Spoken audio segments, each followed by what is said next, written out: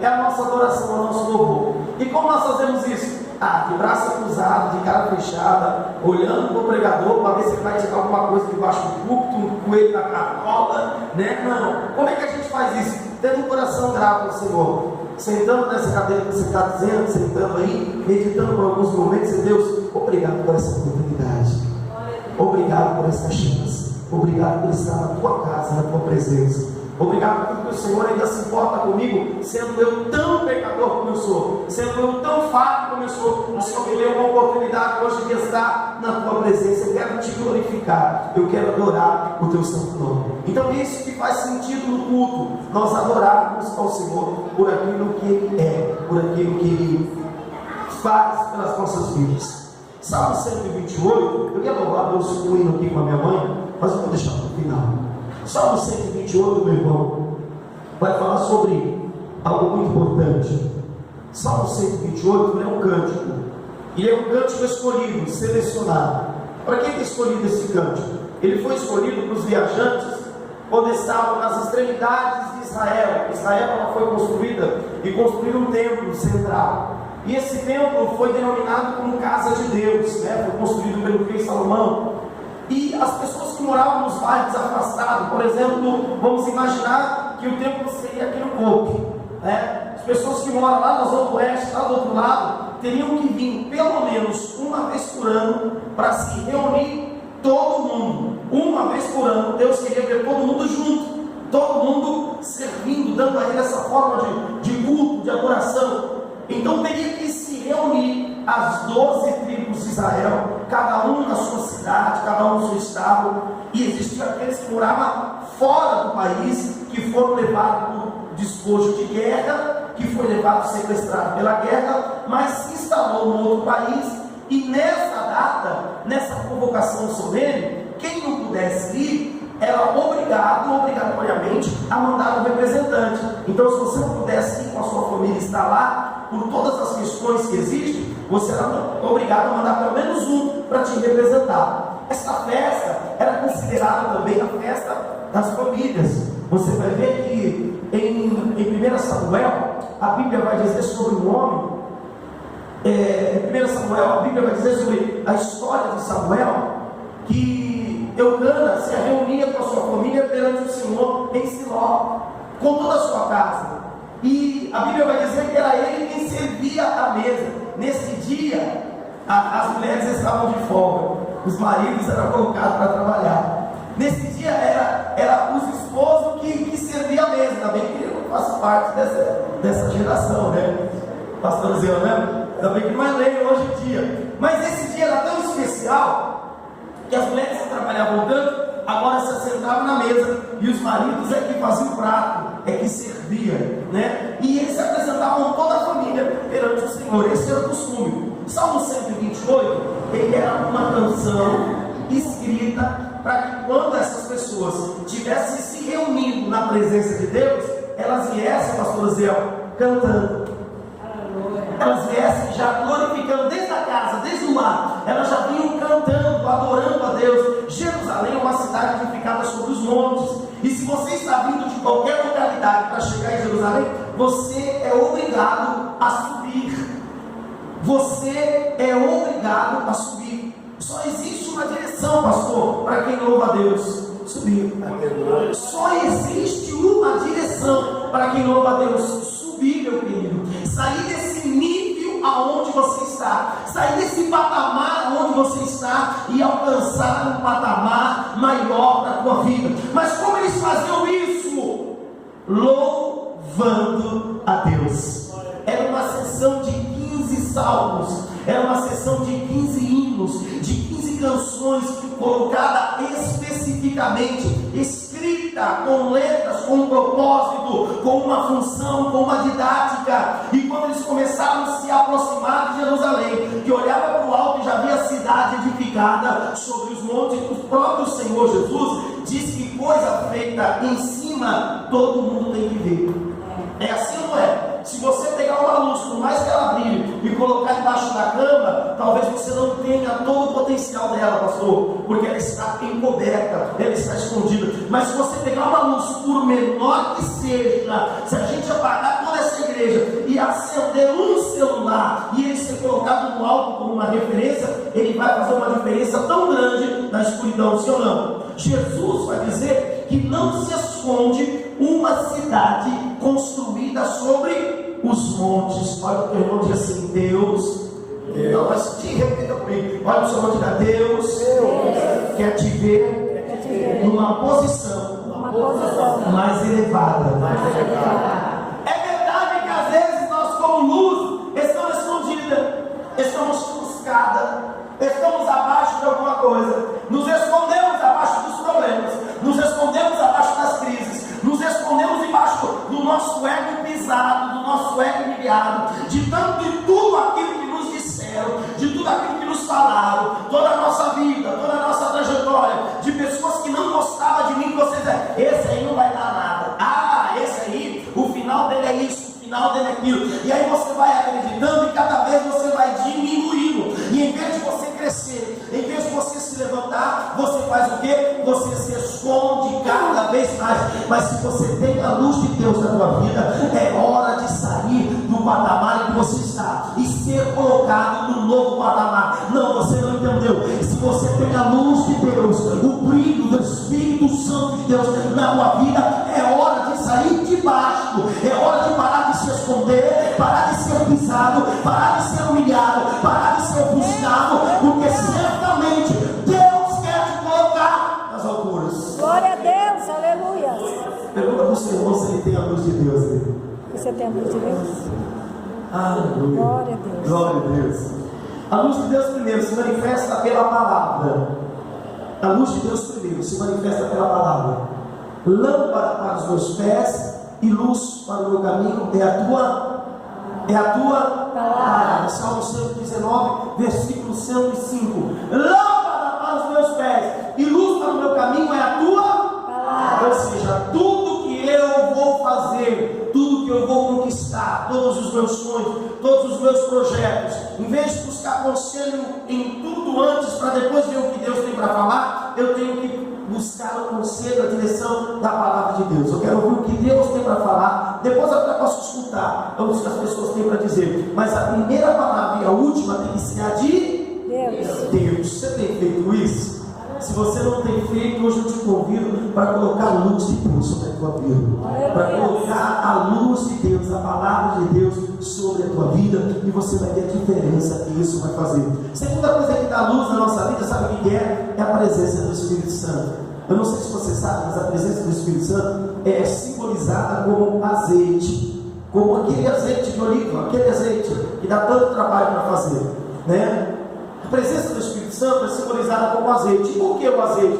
Porque o azeite era o único combustível na antiguidade que trazia luz. O azeite era a única coisa que tinha a trazer a luz para as casas. Entendeu? Uma coisa, nos dias de hoje, a gente liga o interruptor e pronto, está tranquilo. Se pagou direitinho a conta da CPFL, vai ter luz, sim ou não? Se pagou direitinho, vai ter luz. Caso não pagou, eles cortam. Mas na antiguidade, eles enchiam uma lamparina, assim, uma lâmpada feita de barro, né, de azeite, colocavam um pavio e acendiam fogo. Enquanto houvesse azeite, existia uma luz sobre a casa. E assim que eles venciam, né? O nosso modo mais antigo, as pessoas mais antigas aqui, né? Como a Bia, né? Da época da Bia, sabe que naquela época se usava vela, né? Aquela Liana também, né? Se usava vela, para quê? Porque não tinha luz na antiguidade, no sítio, na roça, naqueles tempos afastados da Bia, você lembra, né? Então, o que acontecia? Para ter luz na casa, era preciso ter uma vela. No costume hebraico, era preciso ter azeite, porque azeite era sinônimo de luz. Entre outras coisas, era usado para ter luz. Meu querido, basta só colocar a palavra de Deus, não. Tem que buscar a presença do Espírito Santo. Por quê? Porque o diabo está torcendo, o inimigo, ele está usando tudo. Ele está usando aquela pessoa invejosa, aquela pessoa azarão, aquele atrasalado. Ele está usando um monte de gente para chegar assim, ó, e apagar a tua luz. Ou está torcendo para que o teu azeite acabe. Talvez ele não possa tocar, fazer nada agora, porque ainda tem um pouquinho de azeite, porque ainda tem uma lâmpada. Mas o diabo é paciente. O bicho mais paciente é Satanás. Ele cruza os braços e fica só de olho, dizendo: eu não posso pegar agora, mas uma hora eu já estou vendo que está acabando o azeite. A hora que acabar o azeite, eu não boto. E a gente vacila tanto, a gente a gente não vê que é preciso fazer a manutenção da lamparina. Para se ter azeite, era preciso, depois de uma noite, Cláudia, ir no outro dia, enquanto houvesse luz, dizer: opa, vai chegar a noite novamente, e antes da noite chegar, antes de escurecer, eu já vou encher a minha lamparina, já vou deixar no lugar, porque quantas das vezes na minha vida, na tua vida, o dia passou tão depressa que a noite chegou e você não se deu conta? Quantas das vezes você percebeu que não deu tempo de fazer tudo que você queria e foi tomado de surpresa? A hora que viu, chegou às trevas. A Bíblia vai dizer que existe uma parábola na Bíblia Sagrada, que as noivas deixaram de entrar na festa, as virgens, as companheiras da noiva, deixaram de entrar na festa porque não tinha azeite sobre as suas lâmpadas. Quando nós viemos ao culto como esse, nós vamos buscar azeite de Deus na nossa vida. Presença do Espírito Santo de Deus sobre a minha vida. Pastor, como é que eu sei que eu tenho o Espírito Santo? Quando eu falo em língua, quando eu rodo, pulo, sou aquele crente mais pentecostal do que todo mundo. Já sei, quando eu vejo o anjo, vejo o demônio, quando eu vejo as coisas de Deus, aí eu sei que eu tenho azeite. Não, sabe quando você tem azeite? Quando o Espírito Santo de Deus te fala sobre o que você precisa mudar.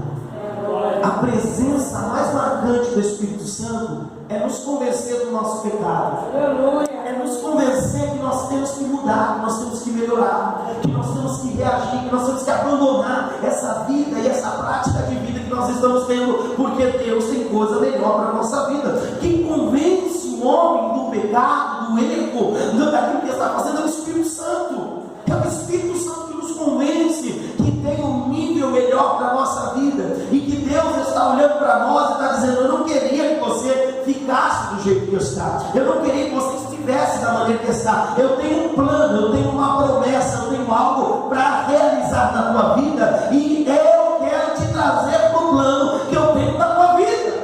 Glória a Deus, aleluia. Essa é a maior e a real presença do Espírito Santo. É quando alguém te convence, é quando alguém te leva a buscar a Deus, o perdão de Deus e a santidade de Deus. As outras coisas que o Espírito Santo faz é dom. Existe também a manifestação dos frutos do Espírito Santo, como o pastor Aziel falou aqui sobre uma árvore, né, que quando dá fruto, não dá fruto o ano inteiro. Pois é, pastor, o crente é uma árvore que pode dar fruto em todas as estações. O crente é uma árvore que ele pode dar fruto de janeiro a janeiro, e pode dar mais fruto que a acerola, se quiser, né? Porque eu pego a acerola, bastou molhar, bastou vir uma chuva e ele se carrega de novo. Quem já viu? É coisa terrível, né? Dá mais que chuchu na cerca, como diz por aí, né? Ele dá até fora de época, ele dá constantemente. Nós cristãos era para sermos mais frutíferos, Emerson, do que pé de acerola. Por quê? Porque a cada momento que nós vamos na presença de Deus, o Senhor nos rega para nós crescermos. O Senhor nos rega para nós darmos fruto. E quais são os frutos, pastor Zé? Eu disse aqui, um dos frutos do Espírito Santo é a paciência. Meu Deus, é a paciência. E você percebeu que quando é para o homem, a gente espera querendo não? Você chega na fila do banco, tira todo mundo e vai no primeiro lugar, porque você tem problema, porque você está atrasado, porque até se você for deficiente, você vai ter que esperar um outro ser atendido na sua vez, porque quem chegar primeiro é atendido. Escute uma coisa, mas quando as coisas é com Deus, eu quero na hora. Ainda tem aqueles infelizes, aqueles mentirosos, ladrão, que se diz que você pegar um dízimo, que se você pegar um envelope, que se você fizer isso, se você fazer aquilo, se você comprar meia, se você pegar rosa, pegar chave, pegar no seu não, porque se você passar pelo corredor, não, porque se você levar o saudoso e fizer qualquer coisa, o negócio vai acontecer, vai dar certo. Não, meu querido, porque muitas vezes, como o pastor disse aqui, Deus tem um propósito de fazer nascer um fruto, paciência. E a paciência tem que fazer o quê? Esperar em Deus. Existe um outro fruto que se chama domínio próprio. É aquele que ninguém fala por você, é aquele que ninguém bate por você, é aquele que ninguém consegue te usar. Quem tem domínio próprio não se mete em fofoca, não vai pela cabeça dos outros, não fala o que os outros mandam falar, não é garoto de recado, não se mete em intriga, não se mete. Quem tem domínio próprio, mesmo que ele ouve, ele ouve, mas ele segura a boca e não fala. Mesmo que as pessoas dizem para ele e dão opinião, ele, eu acho que você tem que fazer isso, eu acho que você tem que fazer aquilo. Ele escuta, não cria problema, não cria ninguém, que faz o quê? Pega aquele mau conselho e joga fora. Ele conduz a sua vida, direcionado por Deus. E é esse um dos frutos que mais hoje a gente precisa, sim ou não? Que a gente sai de um culto cheio da presença de Deus, Deus falou com a gente, e às vezes por coisa que a gente escuta, a gente já solta aquela reza, já sai aquele xingamento, já sai aquele palavrão, já sai aquela briga, já sai aquela contenda, ou por coisa que te falaram, por coisa que usaram para colocar você no meio do negócio, você não mediou, estava lá dando risada junto, de repente, fulano está junto, e na hora que você vê, a sua paz foi embora. Domínio próprio era coisa que Pedro não tinha, pastor Zé. Porque quando Jesus está na frente da situação, Pedro tira a espada dele e corta a orelha do soldado. E Jesus disse assim: quem mandou você fazer isso? Eu pedi alguma coisa? Eu mandei você fazer isso? Eu mandei você falar? Eu mandei você bater? Eu mandei você cortar? Guarda essa espada, rapaz. Porque do mesmo jeito que você ceder, você vai colher. Quem faz uso da violência, pela violência vai perecer. Quem faz uso da mentira, pela mentira vai perecer. Quem usa essas coisas para prevalecer, uma hora que você está fazendo, está dando certo, vai ser usado contra você. Quem usa para ferir, uma hora vai ser ferido. Porque Jesus não passava a mão na cabeça dos discípulos, não. Ai, não vou falar, porque esse é meu amigo, né? Come comigo, deita, dorme comigo, acorda comigo. Você acha que eu vou falar um negócio desse? Não, vocês aqui eu só vou agradar. Jesus não tinha obrigação de agradar ninguém. Jesus tinha obrigação de ensinar. Jesus tinha a obrigação de fazer as pessoas que estavam ao lado dele ser melhores do que era. E era por isso que Jesus repreendia. Uma das manifestações do Espírito Santo é o fruto. Viu, meu querido? É o fruto. E nós podemos dar o fruto em toda a estação. Glória a Deus. Aleluia. Bondade, benignidade, amor, perseverança, paz. Você sabia que a paz é o fruto do Espírito Santo? É verdade que às vezes quando ela começa a nascer, pastor, no nosso coração, a gente já arranca ela e joga fora. Às vezes vem a tempestade, sacode a árvore e aquele fruto, aquela manga cai igual do pé, como manga verde, que não serve para nada. Antes da hora, antes do momento. E você nem consegue viver o que Deus tem na tua vida. Bendito seja o nome do Senhor. O Espírito Santo está falando com você nessa noite. Pastor, eu quero ajuda, eu vim atrás de uma providência, eu vim atrás de uma resposta. Essa é a resposta. Não sei se você percebeu, a irmã Eliana disse que quando Deus muda a tua vida, o teu lar acompanha a mudança, a tua casa acompanha a mudança, as pessoas que estão à tua volta acompanham a mudança. Mas sabe o que é, pastor? Eu não consigo deixar de falar de palavrão, porque onde eu estou, todo mundo fala. Então faz uma coisa, muda de ambiente. Aí eu não consigo parar de falar isso nem mais. Que livro você está lendo? O que você está assistindo? Que música você ouve? Que tipo de pessoas você conversa diariamente? E qual é o tipo de conversa que você está tendo? Porque nós temos a tendência de familiarizar. O que é familiarizar? É ser educado, é ser doutrinado, é fazer o que eles fazem. Se eu estou no meio deles, compartilhando, se eu estou fazendo o que eles fazem, o que acontece? Vai acontecer igual a Isaías. Deus chama Isaías numa visão do céu, e ele diz assim: olha, Senhor, eu até queria pregar, até queria ser usado, mas eu não posso, porque eu habito no meio de homens impuros. Você quer ter uma ideia de quem era Isaías antes dessa visão? Ele seria hoje um ministro da economia, ele estaria metido com a política. Será que ele era um homem que falava a verdade?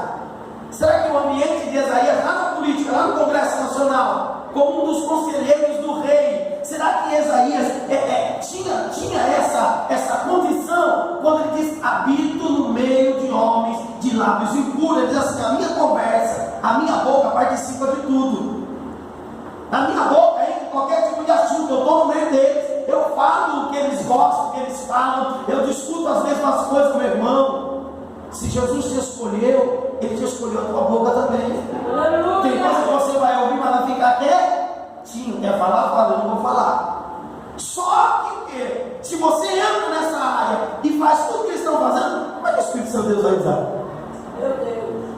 Como é que o Espírito Santo de Deus vai conseguir nos usar se nós fazemos igual? Então é preciso ter uma separação. E essa separação, a palavra separação, sabe o que é? Não é separação de divórcio. Essa palavra separação é santificação. A palavra santo é separado. E Deus é santo, sim ou não? Deus é santo. A natureza de Deus é a santidade. E como é que a gente vai poder usar sujeira? Como é que a gente vai trazer a presença de Deus para a mentira? Como é que a gente vai trazer a presença de Deus para o meio da carniça? Alguém gosta de ficar perto de carniça? Alguém gosta? De maneira nenhuma. O pecado para Deus é como carniça. Escuta, o Espírito Santo vem sobre nós para nos tirar dessa circunstância, para nos tirar dessa situação. Mas se a gente fala, Espírito Santo, valeu aí, obrigado, eu não quero, eu só quero ajuda, eu só quero resposta, eu só quero aquilo que você pode dar, mas eu não quero mudança de vida, eu não quero sair dessa vida. O Espírito Santo vai fazer o quê? Vai se afastar. Eu olho para a Bíblia Sagrada, meu querido, e o Salmo 128 é para quem quer mudança de vida. É para quem quer a bênção de Deus sobre a sua casa, sobre a sua família. O Salmo 128 é para quem está subindo. Quantos querem subir? Eu não quero ficar no nível que eu estou. Meu irmão, em nenhuma hipótese, em nenhuma circunstância, em nenhuma área da minha vida, eu não quero ficar no nível que eu estou. Tudo aquilo que eu faço, eu quero fazer um estágio mais à frente, melhor. Tudo aquilo que Deus colocou na minha mão, eu quero ver o próximo nível que Deus tem para a minha vida e também para a tua vida. Assim como eu não quero viver reduzido, voltando atrás, eu também não quero te ver. Eu quero te ver sempre melhor. Sabe aquele coração de mãe, aquele projeto de pai? Sabe aquela intenção que você tem para o teu filho, de que seu filho seja melhor do que você, estude mais do que você, seja mais inteligente, seja uma pessoa mais educada, que tenha mais condição financeira do que você? Porque esse é o desejo de toda mãe, sim ou não? Esse é o desejo de todo pai. É esse desejo que Deus tem para a nossa vida. É que nós chegamos a um nível mais alto. E como nós vamos fazer isso? O Salmo 128 nos ensina que nós temos que começar com o primeiro degrau da nossa vida. E o primeiro degrau da nossa vida, via dessa subida, o primeiro degrau que você vai mudar de nível, se chama temor do Senhor. Diga comigo, eu quero que o Espírito Santo de Deus, nessa noite, coloque o temor no meu coração. Querido, a palavra temor no seu original não é medo. Se você pesquisar e ver a fundo, a palavra temor não quer dizer medo. Porque a Bíblia vai dizer que o homem sábio é necessário que ele tenha temor sobre a sua vida. O temor do Senhor é o princípio da sabedoria. Salmo 1 vai dizer que bem-aventurado é o homem que teme ao Senhor e que medita na sua lei, que anda nos seus caminhos. Essa palavra temor, querido, ela não é um medo onde você se esconde de Deus, porque muitas vezes a gente fala de temor e dá a impressão que Deus é um velho ranzinza, dá a impressão que Deus está lá com um pedaço de pau na mão e cada vez que você vai se aproximar dele, ele tome. Não, essa ideia para Deus de temor não é o medo que a gente tem. E você sabe que o medo do ser humano, ele é algo saudável. Pastor, o medo é algo saudável? Sim. Uma pessoa que não tem medo de nada, você pode considerar ela louca. Ela tem uma patologia. Por quê? Porque o medo é um mecanismo de proteção. O medo nos protege. Só que é o medo dentro da realidade. Vou te explicar a diferença de medo e temor. Medo é um mecanismo de proteção que Deus colocou na mente do homem para proteger ele. Deixa eu te explicar. Cada vez que houver um perigo real, cada vez que tiver uma ameaça contra a tua vida, contra a minha vida, o nosso organismo, o nosso psique, ele vai desenvolver o medo. Para quê? Para evitar que a gente sofra o perigo. E para evitar, ele pode te colocar sensibilidade, mais alerta. Por exemplo, eu tenho medo de sofrer um acidente. Cada vez que eu vou atravessar a rua, eu não atravesso olhando para baixo e nem olhando para cima. Cada vez que eu vou atravessar a rua, o que eu faço? Eu tomo uma precaução, eu olho dos dois lados. Pode acontecer? Claro que pode. De eu sofrer um acidente? Pode. Se eu me distrair, se alguém que estiver no trânsito se distrair, esse medo vai fazer você ser precavido. Esse medo vai fazer o quê? Você se proteger da circunstância antes que ela aconteça. Quando existe um risco físico, quando não existe um risco de verdade, quando não existe um perigo, esse medo é doença. Esse medo é pânico, é depressão, é opressão, é crise de ansiedade. Não tem risco nenhum, não tem nenhum fato fato, nenhum argumento, nenhuma lógica, não. Então por que eu estou com medo? Sabe o que é considerado a loucura quando as pessoas têm medo? É quando escuta, você desse tamanho tem medo de uma barata. A barata pode te engolir? A barata pode passar por cima de você e te atropelar? A barata pode vencer você? Claro que não. Pelo contrário, você com o tamanho que tem, com a força que tem, você vai fazer o quê? Pisa numa barata. Acabou. Está ali a existência dela. Você é um risco para ela, mas ela não é um risco para você. Mas quando você tem aquele medo descontrolado, quando uma barata para você parece um leão tão grande, isso não é um medo racional, não é um medo comum. Isso não é para a tua proteção, isso é para te desequilibrar. Escute uma coisa, meu querido. Deus trabalha com temor e não com medo. O que é o temor? Não é o medo de proteção, porque eu não preciso me proteger de Deus. Eu preciso me proteger de Deus? Deus é uma ameaça para a minha vida? Não, a Bíblia diz que Deus amou o mundo de tal maneira que entregou o seu Filho amado. Então por que existem pessoas que entram na presença de Deus e se sentem desconfortáveis? Por que existem pessoas que entram na presença de Deus e têm medo? Por que existem pessoas que lá fora sorriem, são alegres, são comunicativas, e quando entram na presença de Deus fica assim, parece que está se escondendo, parece que viu obrigado, parece que a qualquer hora vai ser atingida. Por que eu sinto essa opressão quando eu entro na presença de Deus? Talvez seja a culpa. Escute uma coisa: Adão estava no paraíso. Deus desceu do paraíso assim: Adão, eu vim falar com você. Cadê você, Adão? Adão sabia que tinha errado, sabia que tinha desobedecido, sabia que não tinha feito o que era para fazer. Aí ele fez o que quando Deus apareceu? Se escondeu. Quer dizer, pensou que se escondeu. Pensou, meu amigo, pensou, Ziel, que os olhos de Deus não estavam vendo ele. Pensou. Deus falava para Adão, dizendo: aonde você está? Para dar uma oportunidade, para dizer: estou aqui, peraí, estou chegando, para ver se ele tinha uma iniciativa na sua vida. Oh, meu irmão, deixa eu te dizer, não se esconda da presença de Deus.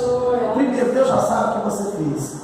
Deus já sabe quem você é. Deus já sabe o que você fez e quantas vezes você vai fazer de novo, porque Deus conhece o passado, o presente e o futuro. Não adianta a gente pôr uma roupinha, pôr um sorrisinho, fazer uma progressiva, pôr um salto, fazer alguma coisa e se apresentar assim: agora não, estou vestido para a igreja. Não, agora eu estou. Não adianta, Deus conhece. Deus conhece o exterior e também o interior. E aí Adão se escondia e não aparecia. Ele disse assim: por que você está se escondendo, Adão? Você comeu o fruto que eu falei para não comer? Falou: não, Deus, eu estou se escondendo porque eu vi que eu estava nu. Olha só, culpa, olhar para si mesmo e se esconder de Deus. Aí o que Deus apareceu com Adão? Com chicote na mão? O que Deus apareceu? Com roupas. Sabia que Deus foi o primeiro a fazer roupa para o homem? Apareceu com roupa feita de pele de animal, porque Adão estava com uma folhinha só cobrindo o essencial. Adão tinha cozinhado folhas de figueira, tinha feito lá um negócio meio improvisado, um negócio que cobria só o mais importante, mostrava tudo, e ele se sentia envergonhado. E aí o que aconteceu? Deus apareceu com roupas para ele, Jéssica. Diz assim: peraí, a nudez, o que está exposto na tua vida, é o que não te deixa se aproximar de mim? É o que não deixa você vir quando eu te chamo? É que você não deixa você comparecer no lugar onde eu marquei com você como ponto de encontro? Está aqui, então cubra a sua nudez, cubra a sua vergonha e vem aqui, porque eu quero falar com você. Deus não fala com ninguém à distância, Deus fala de perto. É por isso que quando a gente vem na igreja, Deus começa a usar a palavra, ou a pessoa que nunca viu a gente, ou a pessoa que não tem constante sobre a vida da gente, e parece falar, parece que a pessoa está dentro de casa. Por quê? Porque Deus nos conhece, porque Deus sabe que nós estamos vivendo, e Deus não só conhece o teu problema, Deus conhece a solução do teu problema, e já está na mão dele a mudança que você precisa. Só que nós não conseguimos ter a solução do nosso problema quando nós estamos escondidos na moita. Solução do teu problema está na mão de Deus. Enquanto você não se levantar, mesmo tímido, mesmo com culpa, mesmo envergonhado, mesmo duzão, peladão, se apresentar a Deus e Deus: eu estou aqui desse jeito, cobre a minha vergonha, eu quero mudança. Você não desfruta da solução do problema que Deus tem na tua vida. Aleluia. É verdade que tem pessoas que querem falar: não,